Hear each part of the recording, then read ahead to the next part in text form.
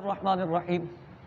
نور الانوار کی ایک عبارت جہاں مصنف رحمۃ اللہ تعالی علیہ نے ظاہر، نص، مفسر اور محکم کے احکامات اور ان کی تعریفات بیان فرمائی، اس کے آخر میں یہ عبارت ذکر فرمایا یظہر التفاوت عند التعارض لیصیر الادنی متروکا بالاعلی۔ ظاہر، نص، مفسر، محکم کی تعریفات بھی بیان کر دی، احکامات بھی بیان کر دیے، تو فرمایا تعارض کے وقت ان میں تفاوت ظاہر ہوگا تاکہ ادنا کو اعلیٰ کی وجہ سے متروک کیا جا سکے، لیصیر الادنی متروکا بالاعلی۔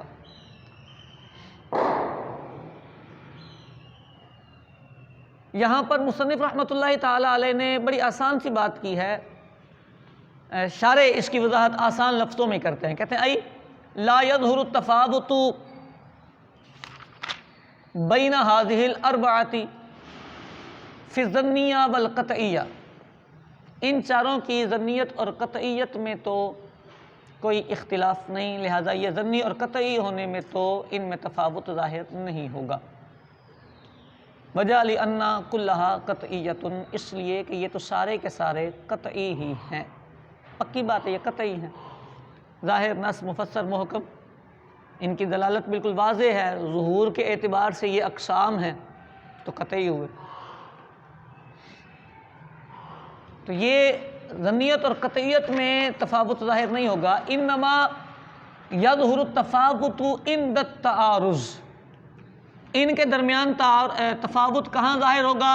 جب تعارض آئے گا۔ تعارض مطلب تقابل الحجتین،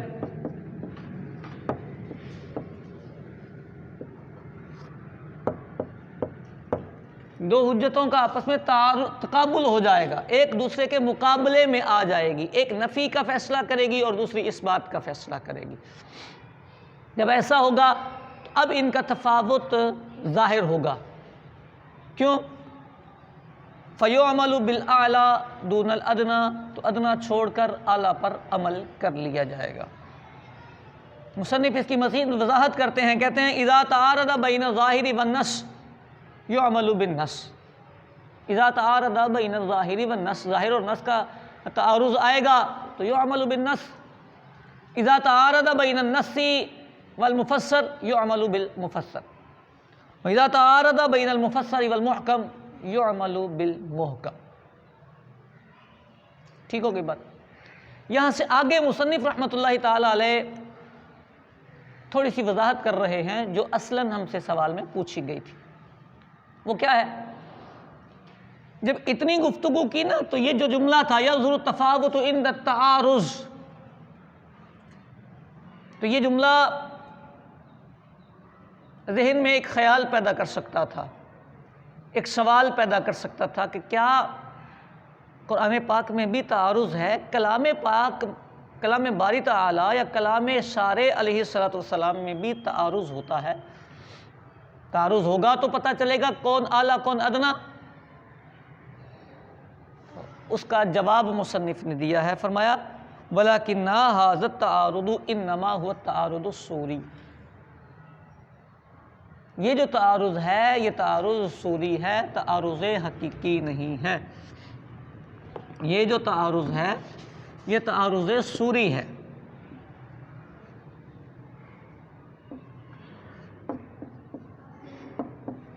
صورتاً تعارض ہے، ایک دوسرے کے مقابلے میں آ رہی ہیں، یہ حقیقتاً تعارض نہیں ہے۔ حقیقتاً تعارض کے لیے وحدات ثمانیہ در تناقض، حشت، وحدت، شرط دام، وحدت موضوع و محمول و مکان، جز و اضافت،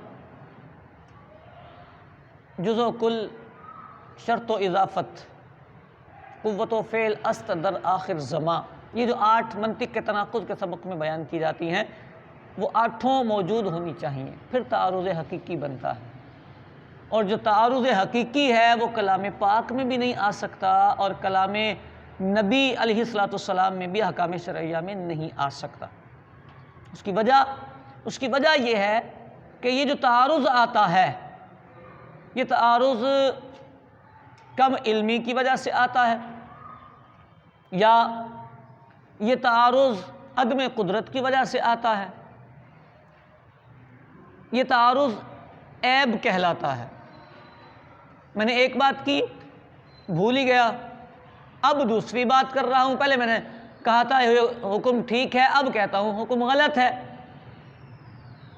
تو یہ بھولنا کہتے ہیں، غلط کہتے ہیں، خطا کہتے ہیں اس کو۔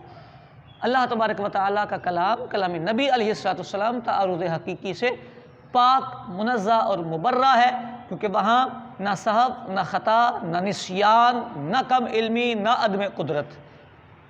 وہ جو بات فرمائی جاتی ہے وہ صحیح فرمائی جاتی ہے، جب بھی کہا جاتا ہے ٹھیک کہا جاتا ہے۔ وَمَنْ أَصْدَقُ مِنَ اللَّهِ قِيلًا، سب سے سچی اللہ رب العالمین جل جلالہ کی ذات پاک ہے۔ نبی کریم صلی اللہ علیہ وسلم وَمَا يَنطِقُ عَنِ الْهَوَىٰ إِنْ هُوَ إِلَّا وَحْيٌ يُوحَىٰ، تو کلام پاک میں تعارض حقیقتاً نہیں ہوتا، یہ صورتاً تعارض ہوتا ہے۔ لِأَنَّ التَّعَارُضَ الْحَقِيقِي هُوَ التَّضَادُ بَيْنَ الْحُجَّةِ عَلَى السَّوَاءِ، شارح نے اپنے عنوان کے مطابق اس کی وجہ بیان کی ہے۔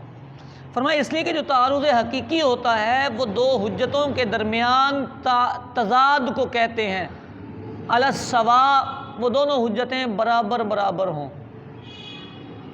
وحدانیت ثمانیہ کا اعتبار ہوتا ہے، ویسے یہاں پر انہوں نے تسویہ کا اعتبار کیا ہے، تو دونوں برابر ہوں، دونوں برابر دلیلیں ہوں۔ لا مزید لأحدہما، کوئی ایک دوسرے سے کوئی زیادہ خوبی نہ رکھتی ہو، کوئی مزید تقویت نہ رکھتی ہو۔ وَهَاهُنَا لَيْسَ كَذَلِكَ، هَاهُنَا لَيْسَ كَذَلِكَ، جی یہ جو ہمارا مقام ہے یہاں ایسا نہیں ہے کہ تضاد حجتین علی السواء ہو۔ کیسے؟ سمپل سی بات ہے، جب ظاہر نص سے ٹکرائے گا تو ظاہر ادنا ہے، نص اعلیٰ ہے، تعارض بنتا ہی نہیں، علی السواء نہیں ہے نا، نص اور مفسر کا تقابل آیا، نص ادنا ہے، مفسر اعلیٰ ہے، تعارض نہیں بنتا۔ مفسر اور محکم کا تعارض آیا، مفسر ادنا ہے، محکم اعلیٰ ہے، اس کو تعارض کہا ہی نہیں جا سکتا۔